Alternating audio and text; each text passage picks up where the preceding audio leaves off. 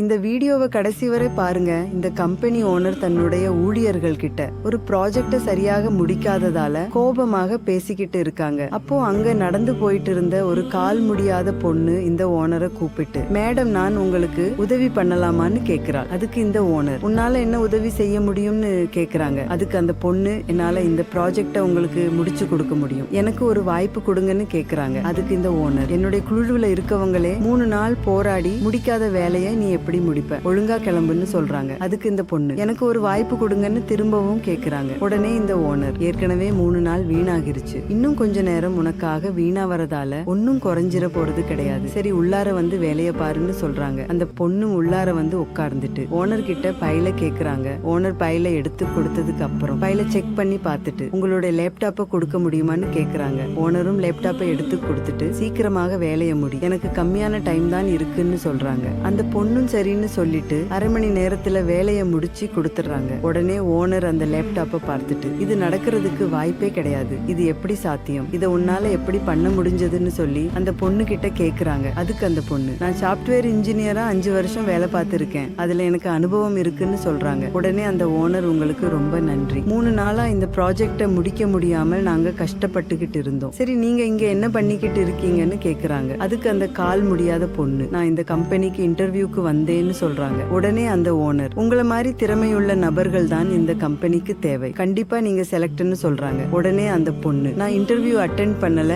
மேடம்னு சொல்றாங்க. உடனே ஓனர் ஏன்னு கேக்குறாங்க. அதுக்கு இந்த பொண்ணு, நான் ஊனமுற்றவள் என்பதால மேனேஜர் என்னைய இன்டர்வியூக்கு அனுப்பாமலே வீட்டுக்கு போக சொல்லிட்டாங்க, மத்தவங்க எல்லாரையும் இன்டர்வியூக்கு உள்ள அனுப்பிவிட்டு என்ன மட்டும் ஏன் அனுப்பலன்னு சொல்லி நான் கேட்டேன். அதுக்கு அவரு, இது என்னுடைய விருப்பம், யாரை உள்ளார அனுப்பணும் யாரை வெளியே அனுப்பணும்னு எனக்கு தெரியும், நீங்க அதிகப்படியா பேசாம ஒழுங்கா இங்க இருந்து கிளம்புங்கன்னு சொல்லி அவமானப்படுத்திட்டாங்கன்னு ஓனர் கிட்ட சொல்றாங்க. அதை கேட்டு கோபமான ஓனர் மேனேஜரை போன் பண்ணி வர சொல்றாங்க. மேனேஜர் வந்ததுக்கு அப்புறம், எதுக்காக இவங்களை இன்டர்வியூக்கு உள்ளார அனுப்பலன்னு கேக்குறாங்க. அதுக்கு அந்த மேனேஜர், மேடம் அவங்கள கொஞ்சம் பாருங்க, அவங்களால ஒழுங்கா கூட நடக்க முடியாது, அவங்க எப்படி வேலை செய்வாங்கன்னு சொல்றாரு. அதுக்கு இந்த ஓனர், அவங்க கால் தான் ஊனமா இருக்கே தவிர அவங்க அறிவு கிடையாது, உங்களால 3 நாள்ல முடிக்க முடியாத ப்ராஜெக்டை இவங்க அரை மணி நேரத்துல முடிச்சு கொடுத்துட்டாங்க, உனக்கு யாரு அதிகாரம் கொடுத்தது யாரை இன்டர்வியூ அனுப்பணும் யாரை இன்டர்வியூக்கு அனுப்ப கூடாதுன்னு, நீ பண்ண தப்புக்கு உன்னைதான் வேலையை விட்டு அனுப்பணும்னு சொல்றாங்க. உடனே அந்த மேனேஜர், என்ன மன்னிச்சிடுங்க மேடம், இனிமே இந்த மாதிரி தப்பு நடக்காதுன்னு சொல்றாரு. உடனே ஓனர் அந்த மேனேஜர், இனிமேல் நீயும் இந்த கம்பெனில சாதாரண ஒரு ஊழியர் தான், உன்னுடைய மேனேஜர் வேலையை அந்த பொண்ணுக்கு கொடுக்கறேன்னு சொல்லிட்டு இந்த திறமையுள்ள பொண்ணுக்கு அந்த கம்பெனில மேனேஜர் வேலை போட்டு கொடுத்து மாதம் 2 லட்சம் சம்பளமும் கொடுக்கறாங்க. இந்த கம்பெனி ஓனர் செஞ்ச செயல் சரின்னு நினைக்கிறவங்க இந்த வீடியோவுக்கு ஒரு லைக் போட்டு கமெண்ட்ல சூப்பர்னு கமெண்ட் பண்ணுங்க.